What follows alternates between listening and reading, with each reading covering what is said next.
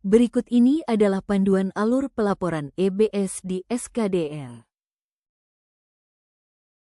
Pertama, masuk ke dalam website SKDR.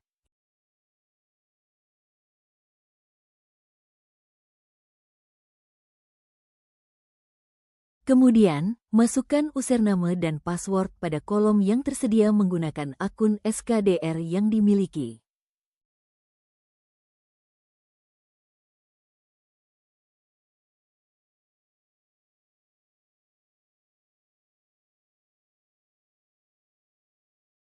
Lalu, klik sign in untuk masuk ke dalam aplikasi SKDR. Berikut ini adalah tampilan dashboard website SKDR.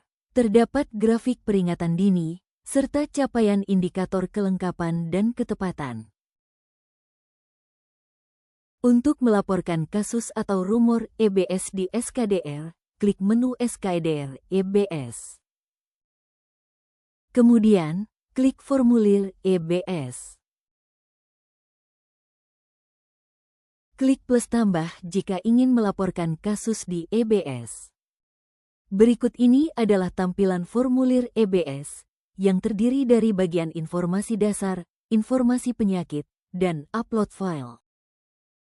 Pada bagian informasi dasar terdapat kolom nomor EBS dan tanggal laporan. Keduanya akan terisi otomatis dalam sistem. Kemudian, lengkapi jenis unit pelapor, provinsi, kabupaten atau kota, kecamatan, dan unit pelapor sesuai dengan lokasi vaskes pelapor.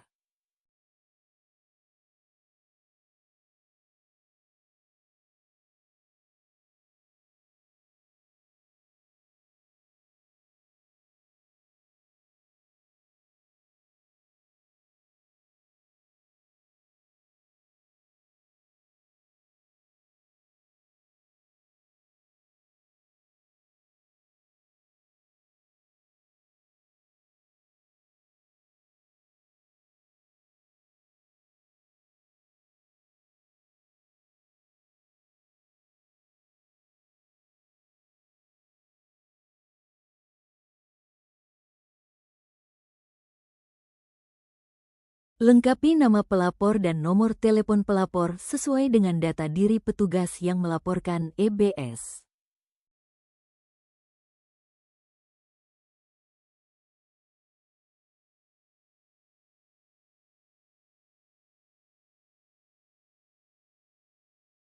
Kemudian, lengkapi status rumor dengan pilihan 1. Dalam investigasi, yaitu jika rumor penyakit masih dalam proses penyelidikan. 2. Discharged, yaitu jika rumor penyakit tidak memerlukan tindak lanjut. 3. Terverifikasi, yaitu rumor penyakit telah dikonfirmasi. 4. Terverifikasi dan koordinasi lintas sektor, yaitu jika data kasus telah dikonfirmasi dan direspon melalui koordinasi dengan sektor terkait.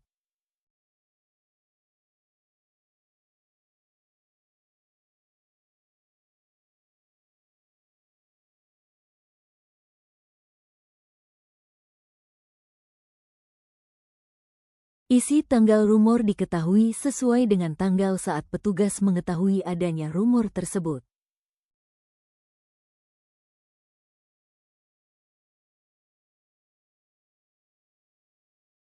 Lengkapi sumber informasi dan sumber verifikasi sesuai dengan pilihan pada daftar yang tersedia.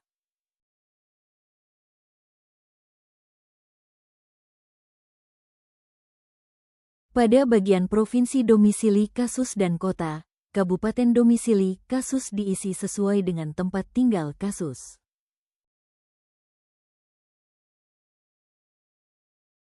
Selanjutnya, yaitu bagian informasi penyakit.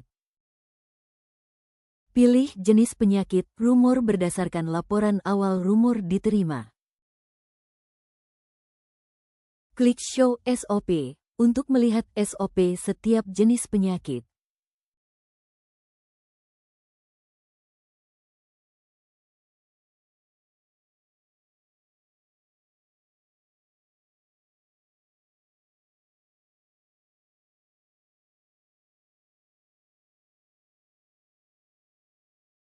Lengkapi bagian penyakit terverifikasi jika sudah mendapatkan hasil verifikasi dari petugas kesehatan atau hasil laboratorium.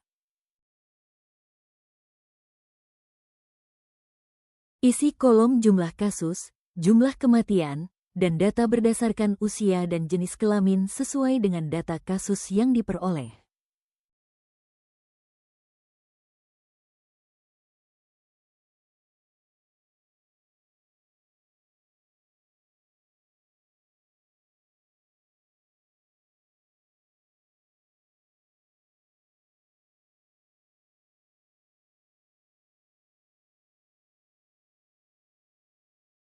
Isi kolom gejala dan tanggal mulai bergejala berdasarkan seluruh gejala yang dialami oleh pasien.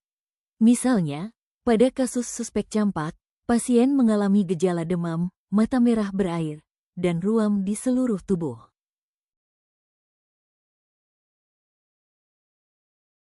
Pilih tanggal mulai bergejala berdasarkan waktu awal pasien mengalami gejala tersebut.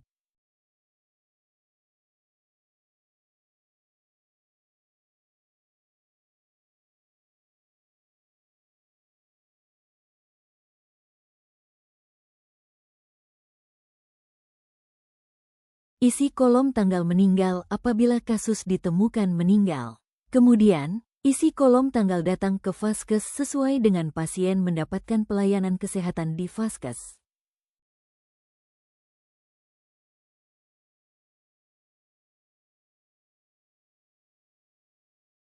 Isi kolom informasi dengan 1.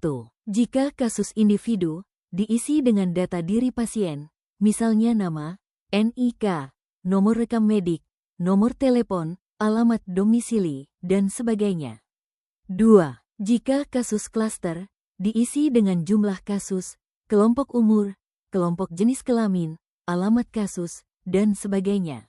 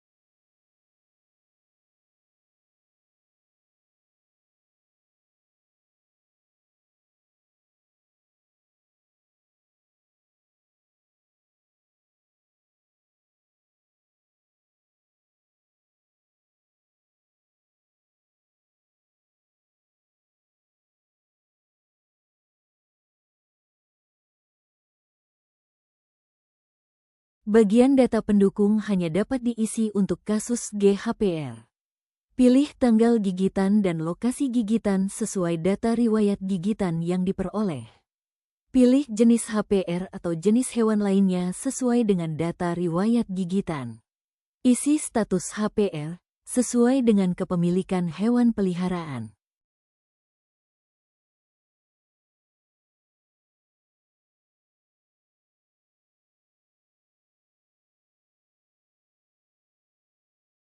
Pilih tata laksana cuci sabun berdasarkan dengan tindakan pencucian luka dengan air mengalir dan sabun yang dilakukan ke pasien. Pilih pemberian VARSAR, tanggal pemberian VAR, dan alasan jika tidak dilakukan VARSAR.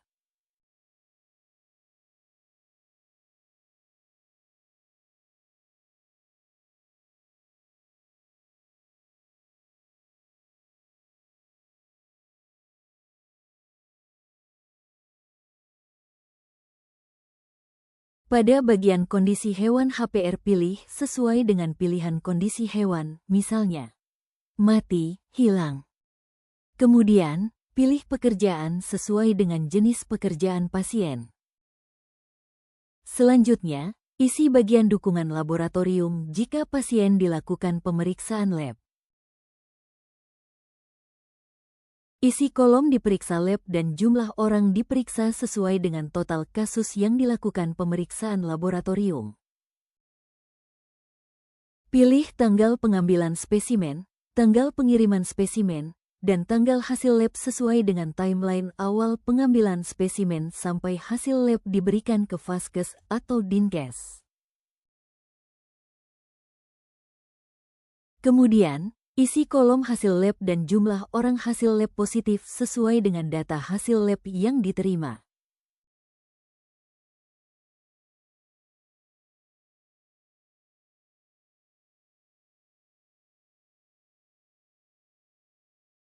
Selanjutnya, isi bagian tata laksana kasus berdasarkan tata laksana yang diberikan atau dianjurkan ke pasien.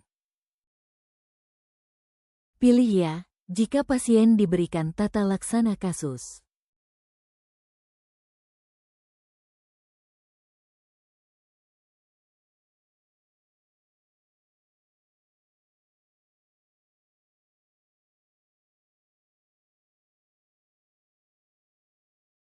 Pilih tanggal tata laksana kasus sesuai dengan tanggal pertama kali pasien diberikan tata laksana. Selanjutnya, pilih jenis tata laksana kasus yang diberikan ke pasien. Selanjutnya, lengkapi bagian status KLB.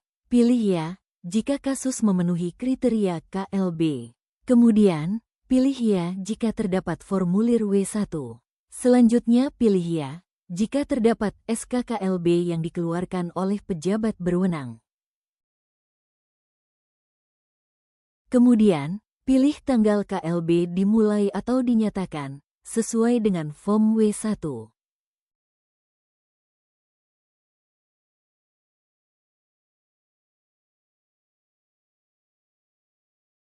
Pilih tanggal penyelidikan epidemiologi sesuai dengan tanggal dilakukan penyelidikan epidemiologi atau investigasi kasus.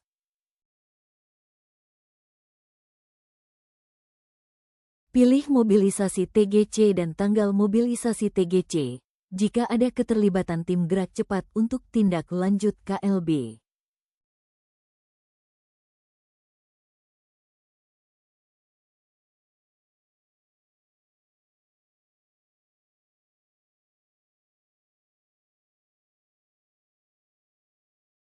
Pilih status KLB saat ini sesuai dengan status terkini KLB. Misalnya masih berlangsung atau sudah berakhir.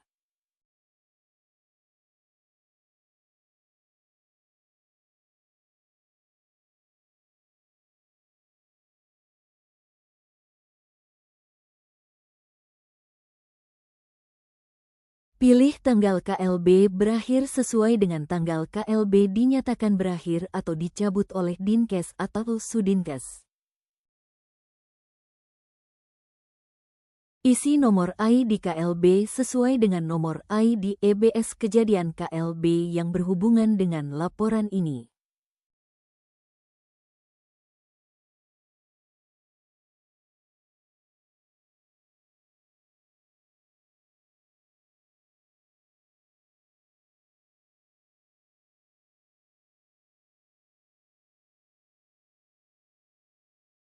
Selanjutnya, lengkapi bagian tindakan yang sudah dilakukan. Pilih ya jika sudah atau sedang dilakukan pengendalian faktor risiko. Kemudian, pilih tanggal pengendalian faktor risiko sesuai dengan tanggal awal dilakukan pengendalian faktor risiko. Isi kolom pengendalian faktor risiko sesuai dengan tindakan pengendalian yang telah dilakukan, misalnya, sedang dilakukan outbreak response immunization.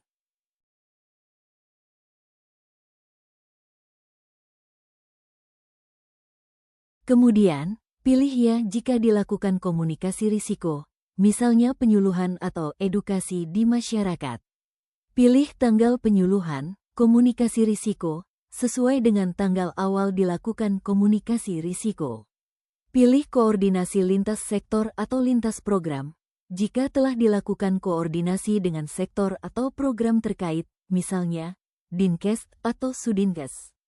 Terakhir, pilih tanggal koordinasi rapat lintas program atau lintas sektor, sesuai dengan tanggal rapat koordinasi dengan sektor atau program terkait. Selanjutnya, lengkapi bagian upload file dengan memasukkan pilihan dokumen pendukung seperti 1. Dokumen daftar kasus penyakit potensial KLB. 2. Dokumen W1, jika ada. 3. Dokumen SKKLB, jika ada. 4. Laporan hasil penyelidikan epidemiologi. 5. Hasil pemeriksaan laboratorium, jika ada. Ubah nama dokumen pada kolom judul sesuai dengan jenis dokumen, agar dapat memudahkan petugas lain untuk melihat dokumen apa saja yang sudah dimasukkan.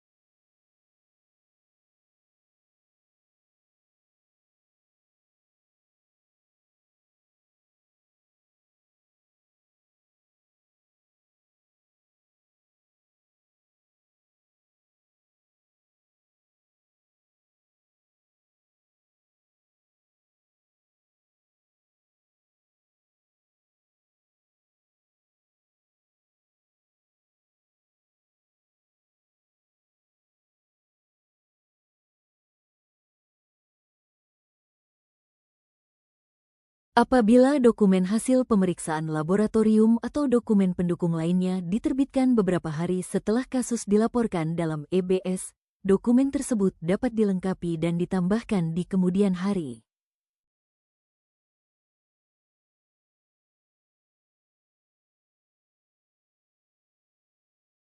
Klik simpan atau simpan dan keluar untuk menyimpan data laporan EBS yang telah diisi. Terima kasih sudah melaporkan EBS.